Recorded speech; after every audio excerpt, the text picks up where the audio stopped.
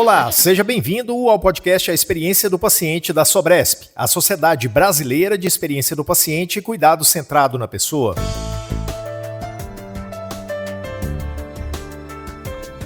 Esta é a 4ª temporada do podcast. Aqui, a gente traz convidados diferenciados para falar de melhores práticas, inovações, tendências e os desafios do cuidado humanizado na saúde. Essa política ela reforça a importância da cultura justa, da aprendizagem organizacional para a melhoria dos processos. E esse é o grande ganho, porque nós estamos trazendo todos os atores para essa discussão, para que a gente possa, assim, promover um cuidado mais seguro e eficaz para a população. Neste podcast, a Sobresp abre o microfone a um leque especial de convidados para embasar mais e mais o nosso objetivo, que é transformar a experiência de pacientes, familiares e profissionais. Agora, trazendo o paciente, primeiro na sua autonomia de saúde, no seu conhecimento do que é um cuidado centrado e envolvendo a comunidade, envolvendo o seu familiar nas decisões, discussões, ouvindo o paciente nas suas peculiaridades, é um paradigma que está sendo quebrado, sobretudo nos sistemas públicos de saúde. E falando com todo esse time de convidados em prol de um ecossistema de saúde mais eficiente e centrado nas pessoas, estou eu, Túlio Fonseca, que tenho a missão de te convidar a juntar-se a nós e a conectar-se a um futuro mais humano na saúde. Vem com a gente! A Política Nacional de Qualidade do Paciente, ela traz essa responsabilidade de unir o humanismo, a humanização no atendimento com a lógica técnica, mostrando que uma sobrevive e vai sobreviver, vai ser potencializada, realmente é um ambiente de sinergia se trabalharem juntas. Neste episódio, a gente mergulha em algo que ainda provoca muito ruído no setor. A diferença entre ter acesso à saúde e ter acesso a um cuidado de qualidade. O SUS vai completar 36 anos e, pela primeira vez, o país transforma a qualidade e segurança do paciente em política nacional. Isso muda o jogo para gestores, equipes e, principalmente, para quem usa o sistema todo dia. Você que é gestor de serviço, você que é gestor de rede, você que é gestor sanitário, tenta olhar para aquilo que tu oferece pela perspectiva de quem utiliza o SUS. E utiliza no sentido amplo, tá, gente? Quem utiliza o SUS é prestador, é trabalhador do SUS e é usuário. Eu acho que esse é o primeiro passo. A gente tem que identificar a jornada, a gente tem que mapear a jornada. A Política Nacional de Qualidade e Segurança do Paciente chegou para integrar o que sempre andou separado, a lógica técnica da segurança, a humanização do cuidado e a experiência de quem está no centro de tudo, o paciente. Mas trazer isso para um país com 5.571 municípios, realidades completamente diferentes e serviços em estágios distintos de maturidade não é pouca coisa. Como garantir, então, que essa política não fique só no papel? Como fazer com que ela chegue ao profissional já exausto na ponta, ao gestor que ainda não mapeou a jornada do seu usuário e ao paciente que acorda às 3 da manhã para conseguir um atendimento? É sobre isso que a gente vai falar hoje. E se você está daí pensando sobre o nosso convidado, o que será que as pessoas falam do Fernando Figueira quando ele sai da sala? Eu espero que falem bem, tá? Olha, eu sou médico de formação, fiz cirurgia geral, fiz cirurgia cardiovascular, e meu contato, então, com a assistência, com a ponta do serviço, ela constitui a minha essência.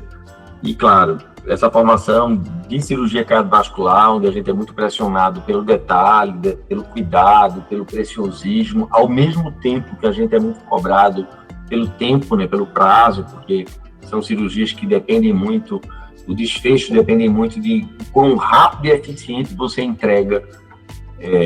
Isso faz com que eu tenha desenvolvido, nesse momento onde eu estou fazendo uma conversão parcial da minha vida da assistência para a gestão, já tendo tido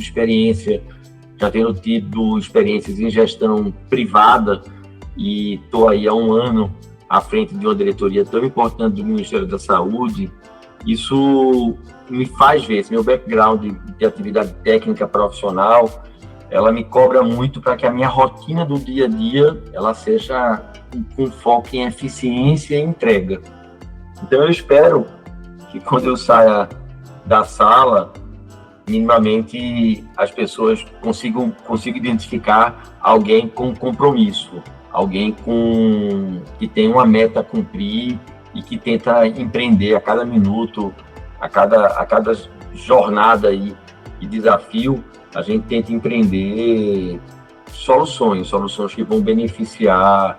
No meu caso, enquanto cirurgião cardíaco, né, eu posso passar 3, 4 horas numa sala de cirurgia e beneficio uma pessoa. E, claro, a família ao redor, né? Agora, partindo para a saúde pública, eu tenho a impressão de que 3, 4 horas de discussões, pactuações e elaboração de uma política, ela impacta centenas de milhares, oxalá até milhões de pessoas. Mas eu posso garantir que o esmero que a gente tem, que eu tento traduzir da minha vida de atividade cirúrgica, é a mesma que eu tento colocar na elaboração, na construção e nas pactuações das políticas públicas. Então, o que eu acho que as pessoas possam denotar aí, quando eu estiver ausente, que falem de mim, alguém com compromisso de entrega. Bom, nossas boas-vindas ao Fernando Figueira, que é diretor do Departamento de Atenção Hospitalar, Domiciliar e de Urgência do Ministério da Saúde. Fernando, seja muito bem-vindo ao podcast. A Sobresp está de portas abertas para você. Obrigado por ter aceitado o nosso convite e que a gente leve muita informação consistente, importante para as pessoas a respeito da nova Política Nacional de Qualidade e Segurança do Paciente. Túlio, obrigado. Super feliz de estar aqui. É indissociável a percepção de qualidade, de conceitos pilares. Tá? Aliás, a experiência é indissociável o conceito de experiência do paciente de conceitos pilares, como qualidade e segurança. Qualidade e segurança, elas são, ao meu ver, e por isso que a gente tentou traduzir isso nessa política de forma tão robusta, elas são elementos basilares da construção de uma experiência, ou bem, de uma experiência favorável do paciente. Não, muito bom. Eu acho que antes de a gente começar, inclusive, acho que vale a pena a gente citar 2 pessoas que estiveram envolvidas nesse processo o tempo inteiro, né? Que foi a indicação da Eliane Cruz, que gentilmente me passou seu nome, e também a participação da Luísa Bezerra Frazão, que esteve com a gente na montagem desse roteiro, no estudo disso, para a gente poder trazer o melhor para quem está ouvindo a gente aqui. E eu queria começar meio que pelo essencial, Fernando. O que a Política Nacional de Qualidade e Segurança do Paciente representa para o SUS neste momento? E mais, por que era necessário transformar a qualidade e segurança do paciente em uma política nacional? Eu acho que é importante a gente contextualizar o momento que a gente está vivendo do SUS, porque eu acho que essa e outras entregas que têm sido construídas nessa gestão, elas vão muito de encontro a algumas políticas que estão sendo entregues. Primeiro, eu acho que o SUS está atingindo um nível de maturidade do ponto de vista de política constitucional, considerando que nós temos hoje, né, o SUS tem 35 anos de idade, então já não é nenhum adolescente rebelde, mas também não é um senhor maduro.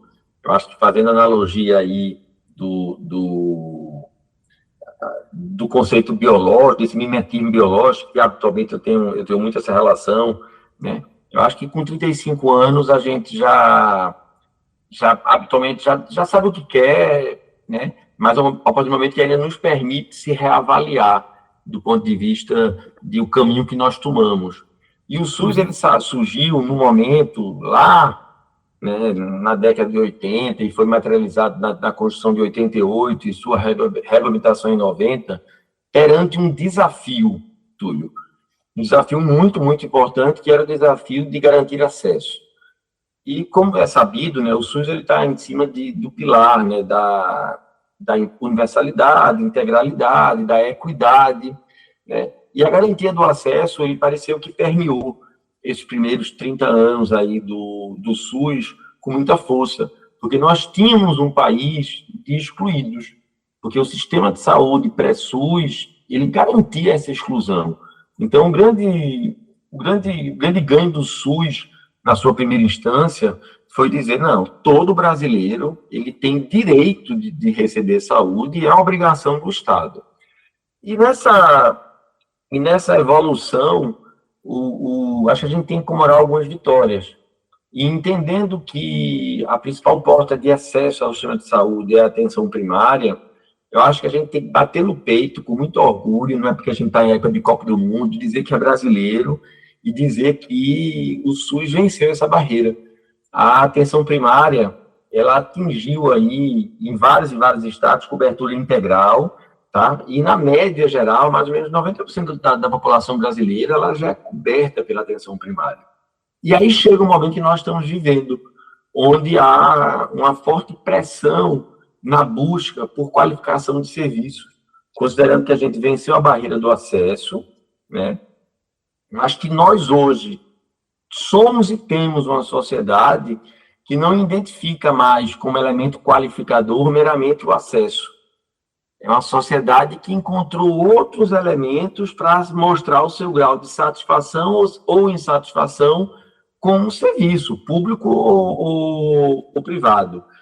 Então, toda a lógica que tem sido apontada aí sob a liderança do presidente Lula, do nosso ministro Alexandre Padilha, é de identificar o que é que nós temos hoje de estruturas postas, de acessos abertos, de portas disponíveis dentro do sistema de saúde, e qual é a impressão que a população, o usuário, e também colocar aí o prestador de serviço, né, a força de trabalho tem do conceito de qualificação, do conceito de experiência, né? Então, toda a busca, inclusive a materialização disso em cima de um programa, né, agora tem especialistas que ele busca um dimensionamento, né, com adequação entre garantia de oferta com qualidade, com métricas de produtividade, ela tem norteado a política atual do Ministério da Saúde em garantir, claro, manter o acesso, mas garantir acesso com qualidade. Então, em cima desse, o Política Nacional de Qualidade e Segurança do Paciente, ela não sai fora desse conceito muito mais amplo. Então, ela está muito linkada a uma maneira de que como a gente está encontrando o sistema de saúde e como a gente quer entregar esse sistema de saúde para as futuras gerações. Então, acho que isso é um ponto muito importante que mostra um elemento de consolidação do Sistema Único de Saúde nesse momento, onde a gente parte do pressuposto de que o acesso é uma batalha eterna, mas a gente vem superado, a gente tem que comemorar, porque acesso é uma batalha em superação, mas a gente assim, já garante acesso integral, mas agora a gente tem que alavancar e dar ênfase a outros elementos. Então, a Política Nacional de Qualidade de Serviço do Paciente, ele vem nesse elemento de compreensão muito clara de que a gente tem que continuar ampliando acesso como compromisso fundamental, mas é igualmente necessário garantir que esse acesso aconteça com qualidade, segurança e capacidade de responder às necessidades reais da população.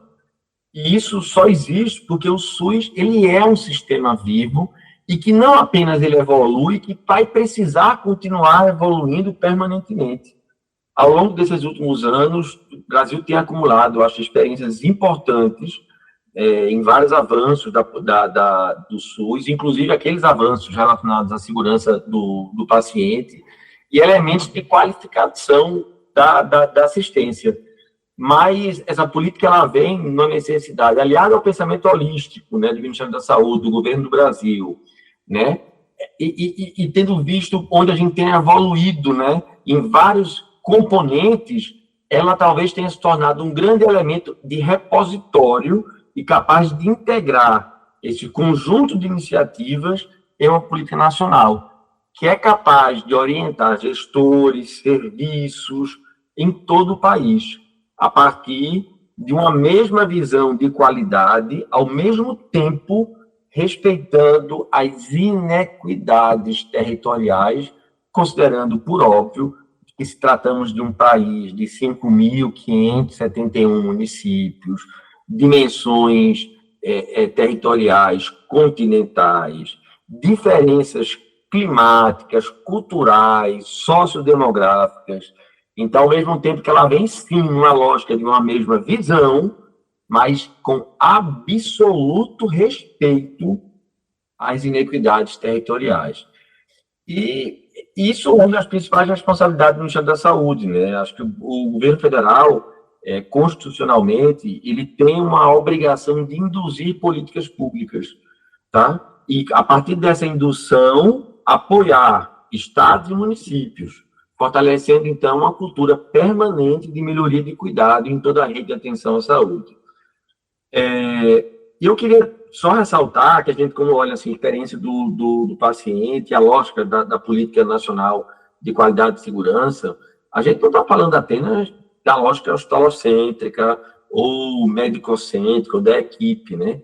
O que a gente tem que entender, e aí trazendo um conceito já muito moderno, inclusive da lógica de UX, né, de experiência de usuário, é identificar a jornada, é mapear a jornada do cidadão dentro do SUS, que habitualmente começa lá com acesso à atenção primária, podendo passar também pelos serviços de urgência, e aí vai para a atenção hospitalar, depois volta para a atenção secundária para continuismo e tratamento ambulatorial, vai para a reabilitação.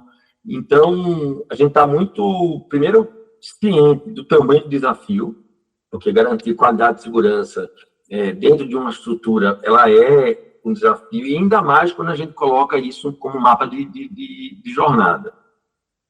E também queria ressaltar, Túlio, que há uma busca de ampliar o próprio conceito de qualidade. Não basta oferecer o procedimento, aí voltando para eu como cirurgião cardíaco, assim, tecnicamente correto, mas a gente fez isso no momento melhor para o paciente, trazendo o custo de oportunidade, o custo de efetividade, e a gente foi equitativo na oferta da melhor expertise técnica, e sem deixar de ressaltar algo que é uma premissa já muito posta nas políticas de saúde, e que a gente está trazendo também para o SUS, que é o cuidado centrado na pessoa. Então, isso significa ter uma prática de fortalecimento de comunicação entre os profissionais e os pacientes, entre os pacientes e tomadores de decisão do paciente, tá? Para que a gente possa, então, organizar os serviços que possam vir a funcionar de forma integrada. Então, no fundo, o que a gente está falando é que a Política Nacional de Qualidade do Paciente, ele reafirma, assim, princípios básicos do SUS, mas ele coloca numa roupagem contemporânea de que qualidade e segurança, elas não dependem de iniciativas isoladas. Elas precisam fazer parte de todo o ecossistema do SUS, de toda a rede de atenção, e que tem sido o compromisso do Ministério da Saúde e assumir esse desafio.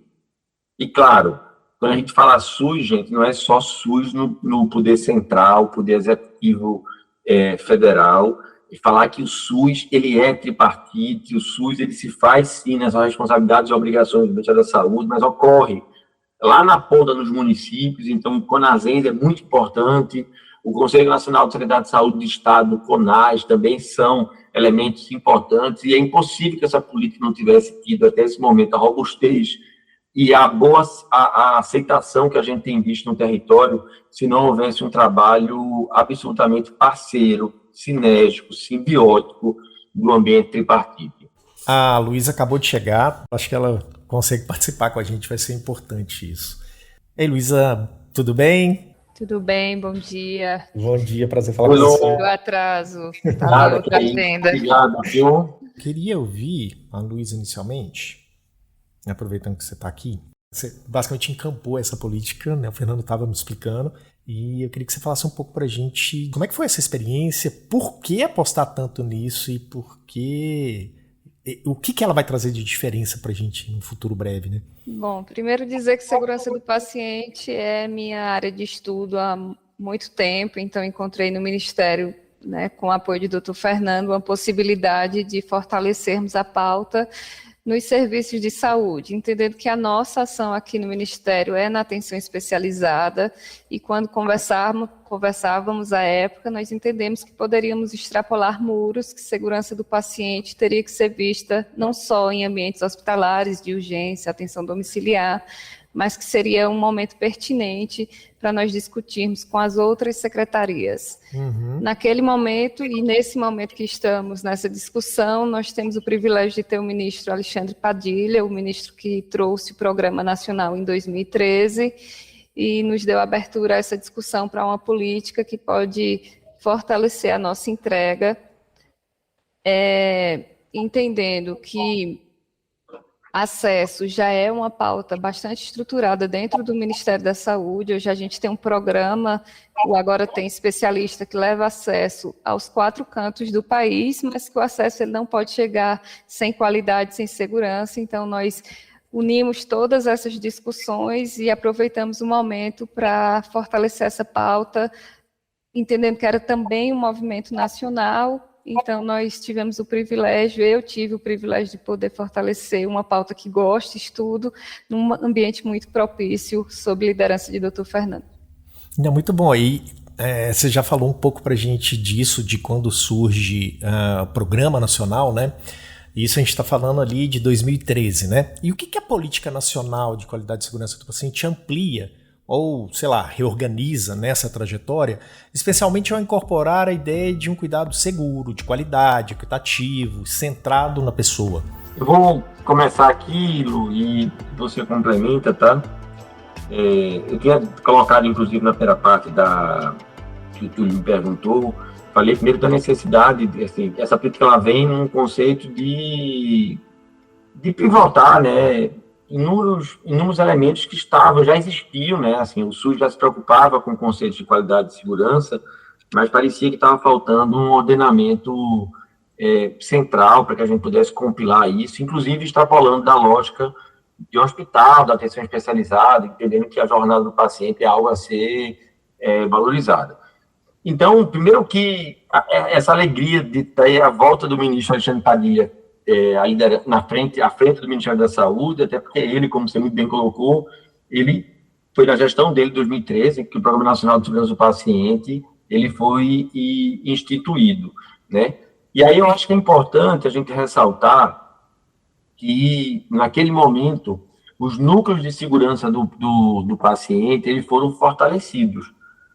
Tendo se passado aí 16 anos, e aí entra um papel fundamental que talvez justifique esse conceito de ampliação e de organização, né, através da política nacional, é que a gente encontrou uma disparidade muito grande entre atividade, entre reconhecimento, inclusive perante os gestores subnacionais, desses núcleos de segurança do paciente. Basta dizer que ainda existem estados na Federação Brasileira que não tem um núcleo de segurança do paciente constituído. E isso, obviamente, 13 anos depois, né, do Programa Nacional, isso nos causou alguma estranheza. Então, eu já coloco como um elemento absolutamente fundamental do que a gente entende que é ampliação e reorganização da política nacional de qualidade do paciente, esse papel, tá, de refortalecer, induzir, eu diria que até obrigar, né, e tem tido muita receptividade, que todos os estados eles passem a ter os seus núcleos de segurança do paciente. O Ministério da Saúde, portanto, ao instituir essa política nacional, ele também entende que essa política ela não prevê somente prevenção de danos, tá? Mas a lógica de garantir acesso no tempo adequado, promover a continuidade da assistência, reduzir desigualdades e integrar os diferentes pontos na rede, e sempre colocando a pessoa no centro da decisão. E por mais que tenha sido uma retórica meio falaciosa, né, garantir acesso, promover continuidade, observe que ela tem uma lógica de regulação, de tempo oportuno, como eu disse na minha primeira fala, muito importante, e que a gente entende que esses núcleos de segurança do paciente, que outrora estavam sendo identificados apenas com estruturas de prevenção de danos e muitas vezes apenas com a capacidade de análise retrospectiva, elas passam a fazer a sua existência ela passa a ser uma função prospectiva, porque a partir do momento onde a gente pode induzir que esses núcleos de segurança do paciente, eles passem a olhar a jornada do paciente como uma contínua e com capacidade de intervenção em tempo real. Então, é muito importante isso, garantir acesso no tempo adequado. Porque é justamente ao garantir acesso no tempo adequado que a gente previne dano. É justamente quando a gente promove continuidade da assistência, sem interrupções, a gente está prevenindo dano. É justamente quando a gente reduz desigualdades, e aí a gente tem um ambiente com a oferta limitada, uma demanda muito grande, então é importante que a gente garanta acesso àquele que precise mais, a gente está prevenindo dano também. E eu acho que essa visão de capacidade prospectiva é a grande virada da Política Nacional de Segurança e Qualidade do paciente. Entendendo que a gente vive num sistema de saúde que é fragmentado. Então, eu coloco um papel muito, e gostei muito, Túlio, quando você colocou lá, a gente usuário não pode se abraçar a árvore. Não, gente, isso é técnica. Isso é técnica. A Política Nacional de Qualidade do paciente, ela vai propor justamente superar a fragmentação, porque ela vai reunir na mesma estratégia da segurança do paciente a lógica de qualidade assistencial e a experiência do paciente no cuidado central da pessoa, para que a gente possa mensurar dificuldade de acesso, gerar acesso com mais igualdade e permitir, então, que é como se a prevenção do dano ela fosse reduzida, não atuando diretamente na lógica de mapear quando houve o erro. Não, a gente vai justamente atuar nos tempos onde a gente sabe que esses erros acontecem e que levam a dano. Acho que essa é uma forma, ao meu ver, é uma forma importante de justificar a ampliação e o papel da nova política de qualidade e segurança do paciente. O que é que você acha, Lu? É exatamente isso, né? O programa ele tem sua importância, sua relevância e sua aplicabilidade, mas sempre foi pensado e desenvolvido para evitar danos e fortalecer metas de segurança. A política ela sobe de nível quando ela pensa a jornada do paciente, a experiência do paciente e trazendo cuidado centrado na pessoa, mas não focado apenas no paciente, na comunidade, mas a gente também pensa na visão do profissional de saúde, a importância dele ser envolvido nesse processo, né, entendendo que todos nós construímos o conceito de saúde. Então, a política, ela vem nessa perspectiva, né, sobretudo de fortalecer jornada, cuidado centrado e da importância do profissional e do serviço na sua prática. Importante mencionar também que a política ela vem no ano em que é sancionado a lei do Estatuto do Direito do Paciente, então estamos tendo, né, convergência do programa de governo, numa política de governo com a lei que foi sancionada este ano. E uma coisa que você falou agora, Luísa, me despertou um pontinho aqui. Recentemente a Sobresp lançou um pequeno e-book um pouco para falar da questão de experiência do paciente, mas ligando à experiência do colaborador. E aí, por que isso? Exatamente por isso que você falou. A gente não tem uma boa experiência do paciente se a gente não tiver uma boa experiência do colaborador. E também uma boa experiência do médico. Então, isso meio que está muito ligado.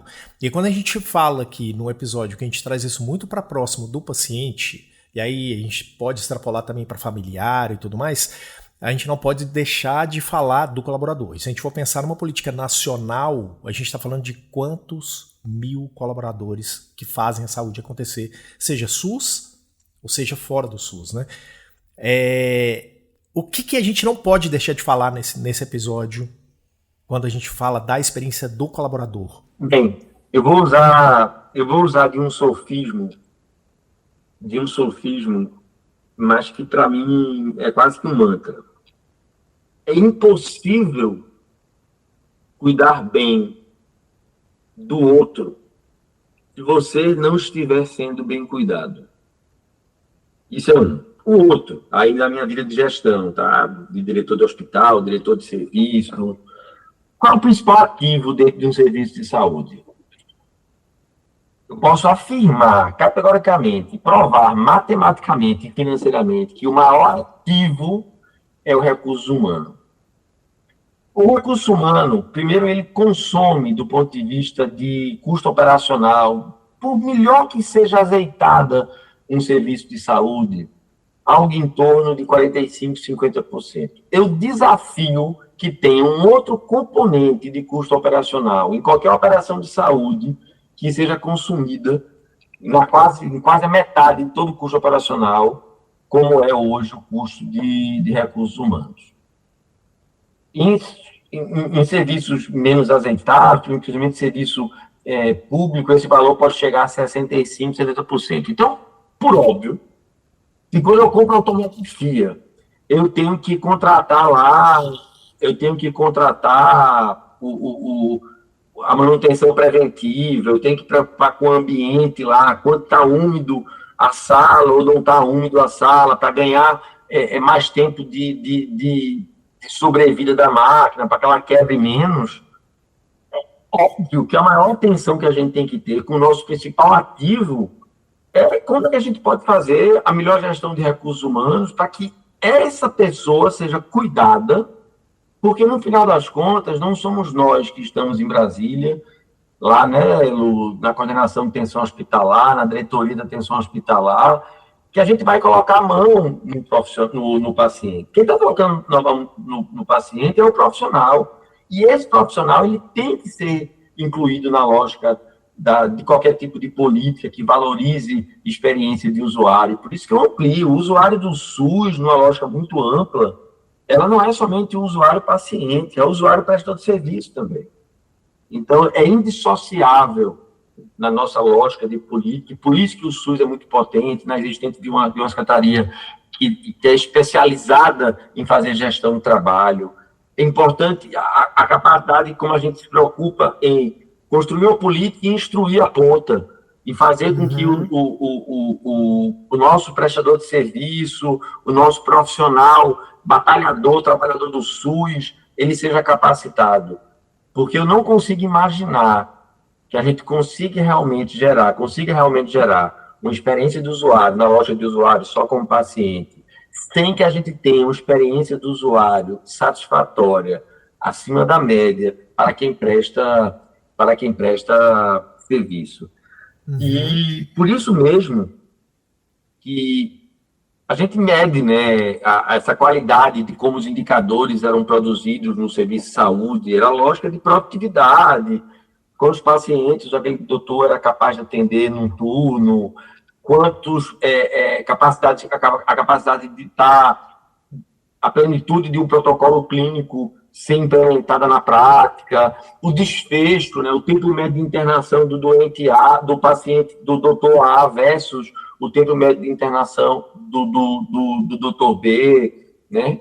E claro que isso aí é fundamental, mas esses indicadores sozinhos, essa análise meramente cartesiana, ela não consegue revelar a realidade vivenciada pelos pacientes. Muito pelo contrário, muitas vezes era justamente essa lógica tecnocrata que afastava um pouquinho o prestador do paciente, porque havia uma preocupação, e há uma preocupação do prestador, do trabalhador do SUS, em cumprir as métricas técnicas. E qual é a percepção do doente disso tudo? Vai dar tem um tempo médio de internamento de 3,2 dias, doutor B tem 3,6. Alguém já perguntou para o doente se ele se sente mais agraciado e tem uma experiência do usuário mais realizadora, independente dessa variação aí mínima de tempo médio de permanência? Então, nesse momento, a gente identifica que, por exemplo, tem uma máxima, né? No mesmo hospital, mesmo serviço, aí você faz a pergunta do que é que o paciente achou do serviço ambulatorial versus internamento. Em geral, o serviço ambulatorial, ele é um serviço que tem um NPS um pouquinho mais alto. Por quê? Porque para o paciente algo que o paciente quer é o acesso. Então, quando ele consegue o acesso, independente do médico ter olhado um pouco para ele, veja, eu estou conjecturando isso aqui, tá? Uma lógica muito ampla.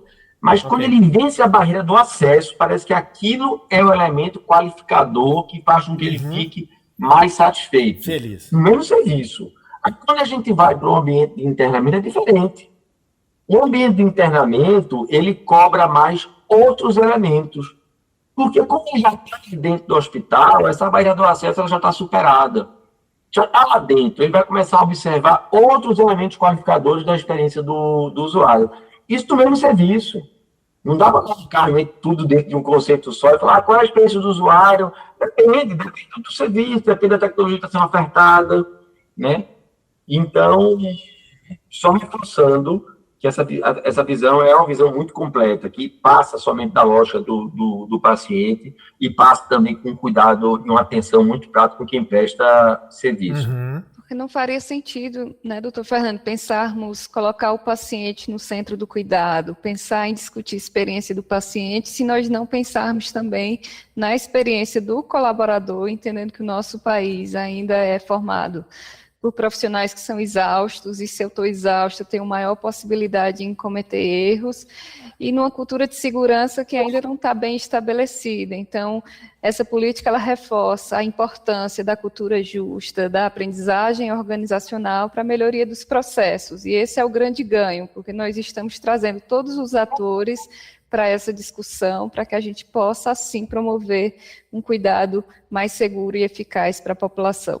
E eu queria dar sequência nisso, nesse aprofundamento que a gente está indo, que quando a gente fala de experiência do paciente, cuidado centrado na pessoa, a gente está falando mais do que satisfação. A gente já abordou isso um pouco atrás, mas eu queria falar um pouco mais sobre isso. E aí a pergunta seria, como que a escuta, o respeito às preferências, a comunicação clara, a participação do paciente e da família podem reduzir riscos e aumentar a segurança do cuidado? Primeiro está sendo um aprendizado para a gente, né? Quando é sancionada a lei, o Estatuto do Direito do Paciente, que agora traz a obrigatoriedade de acompanhante em todos os estabelecimentos de saúde, nós estamos mudando uma lógica, porque até então teríamos aqueles nichos específicos que teriam direito a acompanhante nos serviços de saúde. Então, agora, trazendo o paciente, primeiro na sua autonomia de saúde, no seu conhecimento do que é um cuidado centrado, e envolvendo a comunidade, envolvendo o seu familiar nas decisões, discussões, ouvindo o paciente nas suas peculiaridades, é um paradigma que está sendo quebrado, sobretudo nos sistemas públicos de saúde, porque o serviço privado, ele já vem nessa discussão há um tempo, trazendo, né, a experiência do paciente como um pilar nas instituições. Nós agora levamos esse conceito ao SUS, mas, obviamente, nós entendemos que há tempos e momentos, e discutir a experiência como um principal indicador, ele precisa ser melhor discutido e melhor organizado na rede, para que a gente possa, assim, atingir o nosso objetivo, que é individualização do cuidado nos serviços de saúde. E, só reforçando, contar uma experiência muito pessoal, um dos meus trabalhos assim, de gestão, desafio mesmo, foi quando teve a pandemia, e vem como isso é uma história rica, sabe, Lu e Túlio? É algo, inclusive, que depois a gente tem que pensar em trabalhar como elemento aí de gestão nossa, até dentro do Ministério. E eu estava muito preocupado, porque eu tinha recentemente lido alguma coisa sobre qualidade de comunicação e o conceito de comunicação assertiva. E aí era a tempestade perfeita, né? Pandemia, um bocado de fake news, hospital saturado, falta de insumo. E aí a gente instituiu um modelo, a gente revisou o conceito de comunicação assertiva, né? E passamos a colocar isso como sendo uma prática. A gente capacitou a equipe de gestão, inclusive todos tinham a liberdade de que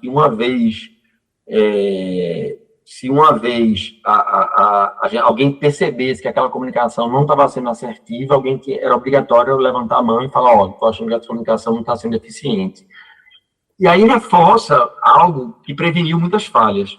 Quando a gente olha para a lógica da assistência, no conceito de qualidade e de segurança, a gente tem muito claro que muitos eventos adversos não acontecem apenas por falhas técnicas. Eles podem começar, na verdade, por uma informação não foi compreendida, ou seja, aquela informação não foi assertiva, num conceito muito amplo de comunicação, né? É o emissor, o meio e o receptor.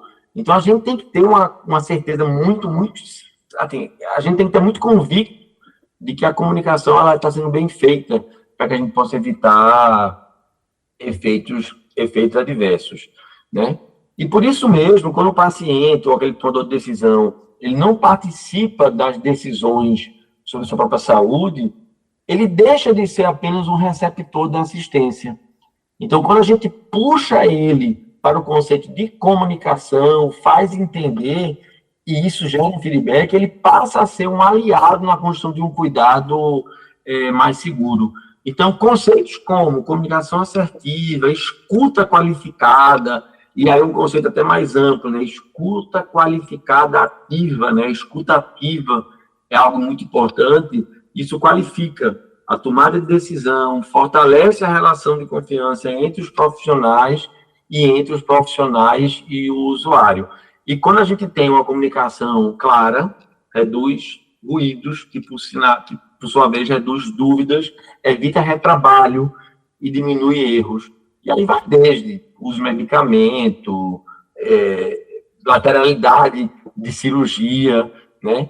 E é uma mudança importante de paradigma, a gente trazer o conceito de comunicação na prática assistencial. O que existe de moderno mesmo de comunicação, gente. E a gente entende que o Ministério da Saúde ele não pode apenas ficar na lógica de produzir protocolos. A gente tem que produzir, mas tem que comunicar, de aprender como é que a gente comunica esses protocolos. Isso que o doutor Fernando traz é exatamente colocar o paciente no centro do cuidado, que é a nossa forma de organizar esse cuidado, né? E a experiência do paciente ele vai ser um indicador de qualidade, de satisfação naquilo que a gente está promovendo. Então, ambos, obviamente, não são apenas temas acessórios, eles são estruturantes nesse processo, porque a gente quer que o paciente ele saia com uma boa experiência, mas não é o indicador que vai me trazer essa definição, né?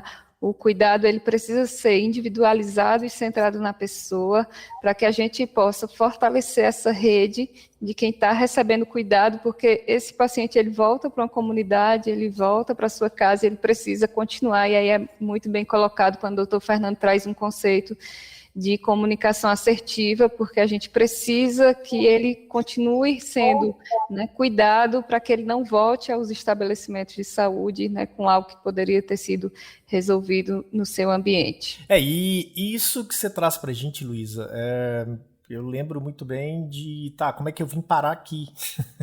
Sou um profissional de comunicação, né? E aí, o que você está fazendo dentro da Sociedade Brasileira de Experiência do Paciente, cuidado centrado nas pessoas. Tipo, talvez a comunicação seja o pior, ou o mais grave, né, dos pontos a serem abordados nisso, porque a gente precisa passar para as pessoas. Num país gigante igual o nosso, a gente tem essa questão. E eu venho de uma origem de comunicação pública. A comunicação pública, eu acho que ela inverte um pouco a situação. Tipo, a gente é obrigado a levar a informação para o paciente. Ou, né, no nosso caso, para o usuário, para o cidadão. E a gente vai levar essa informação da forma como ele recebe, não da forma como eu quero, enquanto órgão público, né? Então, esse foi o grande desafio que a gente teve, e eu estou aqui, né, tentando ver se a gente consegue levar isso um pouco mais e, obviamente, aprendendo muito com os profissionais de saúde que trazem essas questões. Então, é um grande desafio isso.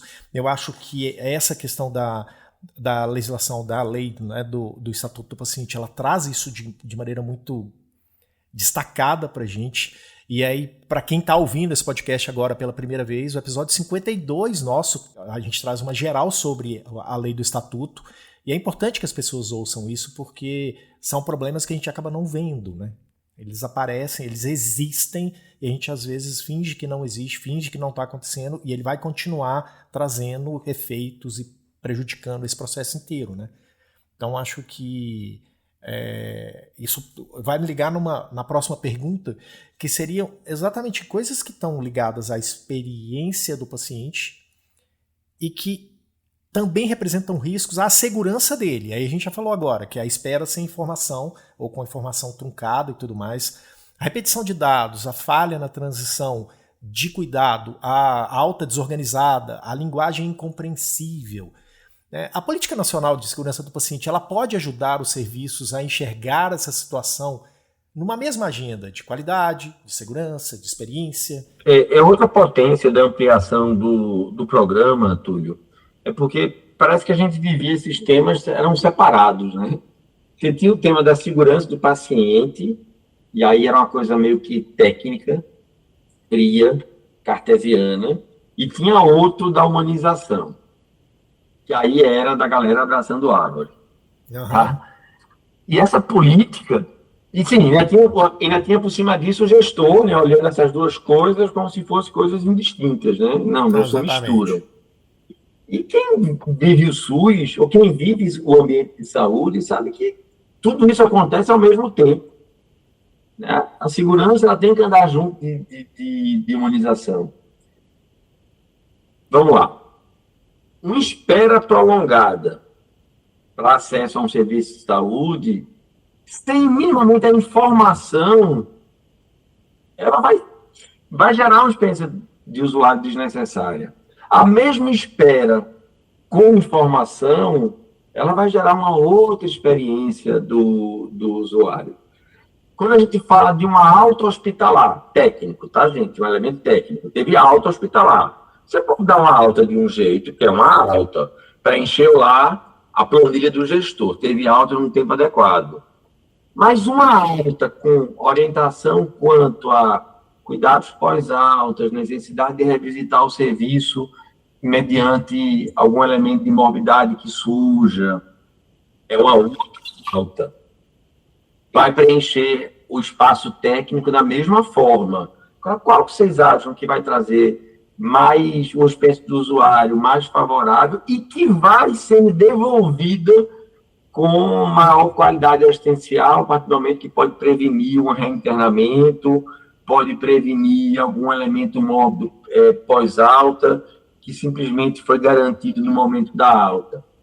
Então, a Política Nacional de Qualidade de Vida do Paciente, ela traz essa responsabilidade de unir o humanismo, a humanização no atendimento com a lógica técnica, mostrando que uma sobrevive e vai sobreviver, vai ser potencializada, realmente é um ambiente de sinergia se trabalharem juntas. E esse é o nosso compromisso do cuidado do SUS, né? Lembrar que a gente falava há pouco sobre uma boa experiência, ela não pode ser vista como um diferencial ou como um privilégio, é um compromisso nosso do serviço, do Sistema Único de Saúde, de oferecer a toda pessoa que vem ao atendimento. Então, ela merece ser acolhida, respeitada, informada e participar das decisões sobre sua saúde. E isso de experiência, ela não vai substituir a qualidade técnica, como mencionada por Dr. Fernando, faz parte, elas se complementam. Então, a política, ela fortalece essa visão,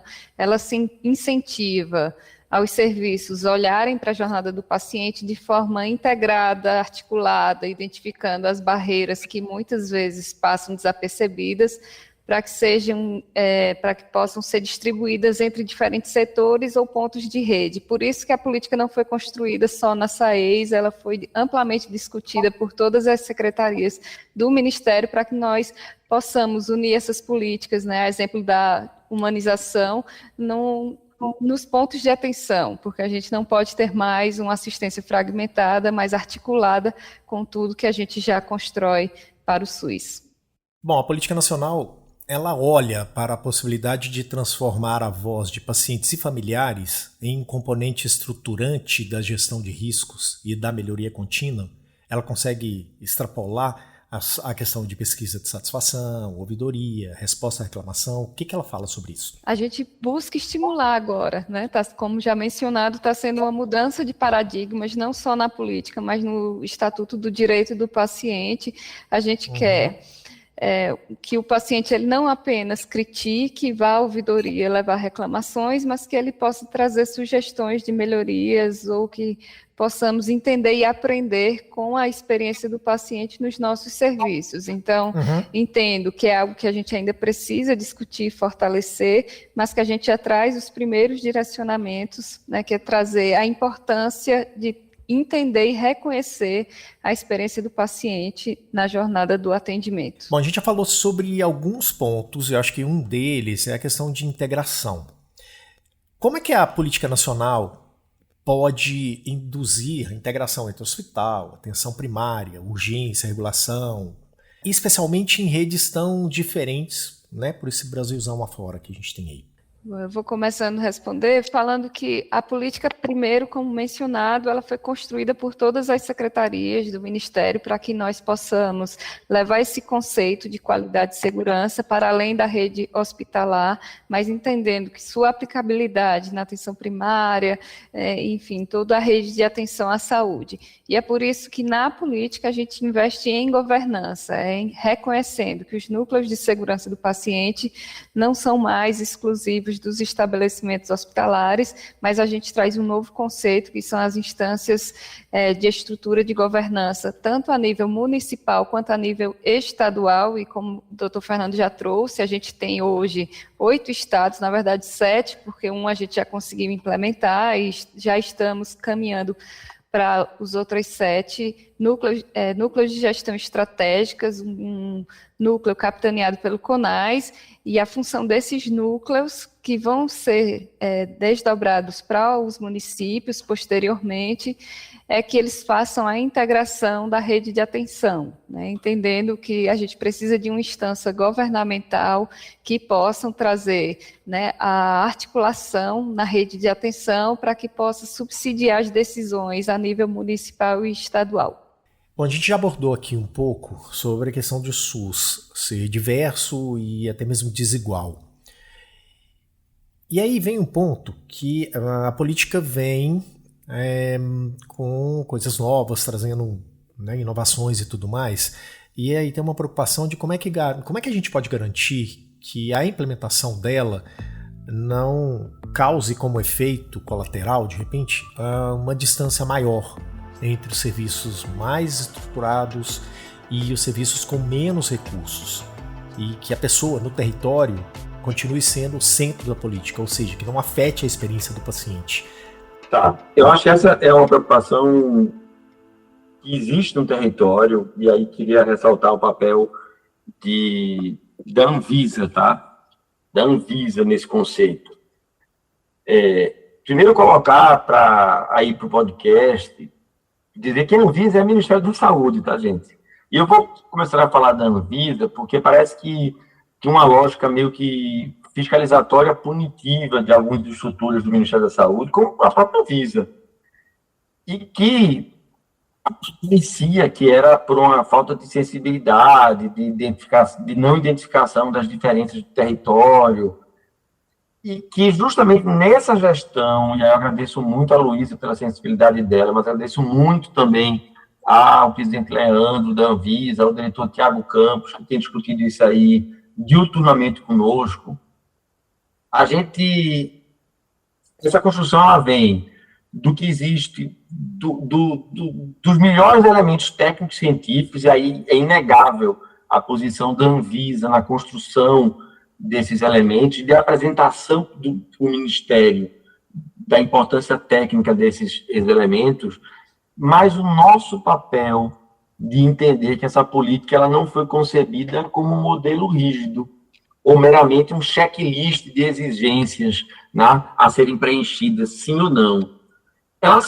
Ela preenche os princípios, diretrizes e objetivos comuns, mas, acima de tudo, ela reconhece que cada território ela tem as suas capacidades, seus desafios, e, por isso mesmo, o seu tempo de implementação. Então, o que significa? O Ministério da Saúde ele sai de um papel fiscalizador punitivo, que outrora também era compartilhado com a Anvisa, para um papel indutor meritocrático. Aqueles serviços que estão mais à frente na sua construção histórica de prestação de serviços ou já estava no seu DNA, conceitos de qualidade, segurança, experiência do usuário, a gente tem que ter a capacidade de identificar e fortalecer ainda mais aqueles outros serviços que não estão, ora, eles não têm isso dentro da sua prática, a gente vai ter que induzir, mas não é indução punitiva, é de mostrar o caminho, tá? E aí, estimular, inclusive, dentro da mesma região, a identificação de serviços que possam matriciar as melhores práticas para aqueles outros, porque as diferenças socio-regionais, socioculturais, elas são menores dentro da região. Então, a capacidade de traduzir esse conceito, ela é muito mais fácil, é muito mais palatável, tá? Eu acho que essa visão, ela dialoga nitidamente com aquele princípio da equidade. A gente realmente precisa tratar de forma igual aqueles serviços que são iguais, porque senão a gente só vai perpetuar e muitas vezes até prolongar desigualdades. Então, eu estou muito convicto, Túlio, que essa política, ela também, sob essa lógica de respeito às inequidades, ela vem não para ampliar desigualdades, ela vem para respeitar e entender que tem serviços com tempos diferentes. Aqueles que estão no tempo mais adequado e estão mais próximos a entendimento e a efetivação da sua política na sua plenitude, têm que ser reconhecidos. Isso é mérito. Aqueles que não estão, a gente tem que chegar junto, enquanto ministério, e ver quais são aqueles serviços que já estão mais à frente e que conversam daquela realidade sociogeográfica para que eles possam traduzir aquilo para dentro desse serviço. Tá, então a gente vai para a última pergunta e eu queria encerrar de forma bem prática. Eu volto a resgatar a questão do abraçar a árvore, né, Luísa? Porque eu estava falando com o Fernando no começo do programa que assim, a experiência do paciente, a gente tem que mostrar todo dia que ela extrapola isso. A gente tem que realmente olhar para o lado da pessoa e isso gera resultado, seja qual tipo de resultado for, desde o econômico até a própria satisfação e reconhecimento do trabalho do profissional, da instituição e tudo mais. E aí, qual que seria o primeiro movimento que um hospital ou uma secretaria de saúde municipal, estadual, sei lá o que for, ou uma rede deveria fazer agora para alinhar sua prática à Política Nacional de Qualidade e Segurança do Paciente? Para que no final a experiência do paciente, independente de onde ele esteja, seja a melhor possível e para que o cuidado esteja realmente centrado no cidadão. Vou deixar a parte técnica para a Luísa, porque ela domina mais. Eu estou hoje mais num conceito inspiracional, tá, Lu? Mas é o seguinte, velho. Para que a gente possa gerar conceitos favoráveis de UX, de experiência do usuário, eu vou pedir só uma coisa. Você que é gestor de serviço, você que é gestor de rede, você que é gestor sanitário, tenta olhar para aquilo que tu oferece pela perspectiva de quem utiliza o SUS. E utiliza no sentido amplo, tá, gente? Quem utiliza o SUS é prestador, é trabalhador do SUS e é usuário. Eu acho que esse é o primeiro passo. A gente tem que identificar a jornada, a gente tem que mapear a jornada. A gente está aqui falando para a sociedade de experiência do usuário, né? Dentro do sistema de saúde, eu duvido que não tenha o conceito de leitura de jornada, de mapear a jornada. Então, mapeia a jornada e amplia essa visão, tá? Amplia essa visão para entender que a jornada do paciente do SUS começa quando ele acorda às 3 da manhã. Quando ele tem que pegar 3, 4 conduções, ele tem que vir numa van, no ônibus do município para andar 300, 400 quilômetros para ser atendido lá no serviço, para depois tu mandar um formulário lá, mas fiz um QR Code aqui com NPS para avaliar a qualidade do paciente. Mapeia a jornada, identifica quem é o teu usuário e como é que ele acessa o teu serviço de saúde. Eu acho que esse é o primeiro passo. O resto é com Luísa.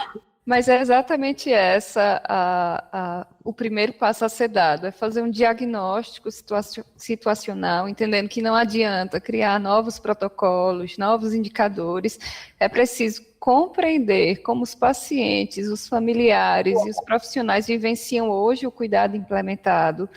E nesse diagnóstico, aí sim, cada instituição vai se debruçar para definir as prioridades e construir um plano de melhoria com metas claras e com participação de toda a equipe e dos usuários. E fortaleço mais uma vez a importância de investir nas pessoas, porque não existe transformação no cuidado se nós não tivermos profissionais preparados, ambiente de trabalho seguro e uma cultura que valorize a aprendizagem. Então, esses são os primeiros passos para que aí, posteriormente, né, nós comecemos a discutir novos conceitos e menciono que essa política ela é um disruptivo quando traz cuidado baseado em valor, jornada do paciente, cuidado centrado, que ainda eram conceitos não tão difundidos no Sistema Único de Saúde, que a gente fortalece para que possa, assim, promover uma transformação na qualidade do cuidado, porque agora é um compromisso coletivo e um compromisso nosso, do governo federal.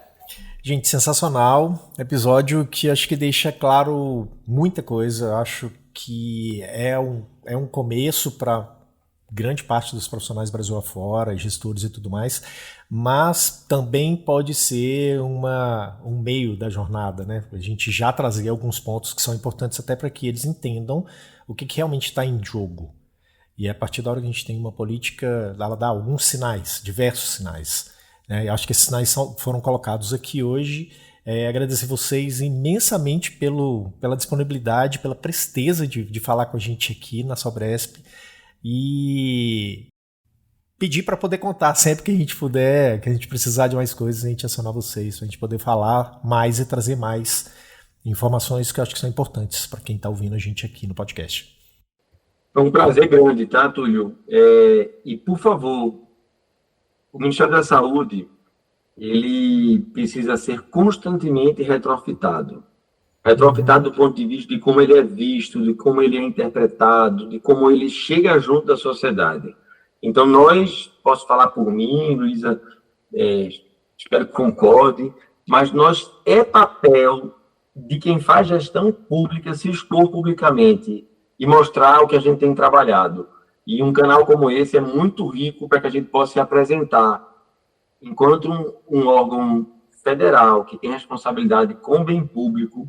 Como é que a gente tem, pelo menos, pensado essa entrega de bem público, tá? Muito reflexo de sua gestão, doutor Fernando, né, do nosso secretário, do nosso ministro.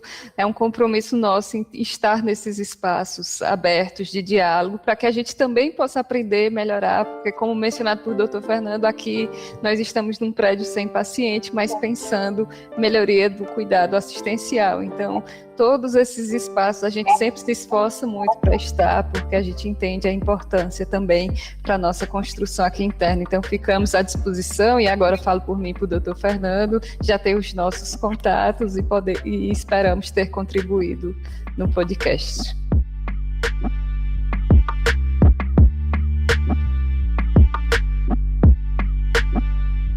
E chegamos ao fim deste episódio. Hoje eu conversei com uma dupla incrível do Ministério da Saúde. O diretor do Departamento de Atenção Hospitalar, Domiciliar e de Urgência, o Fernando Figueira, e a coordenadora geral de Atenção Hospitalar no Ministério da Saúde, a Luísa Bezerra Frazão, sobre a nova Política Nacional de Qualidade e Segurança do Paciente.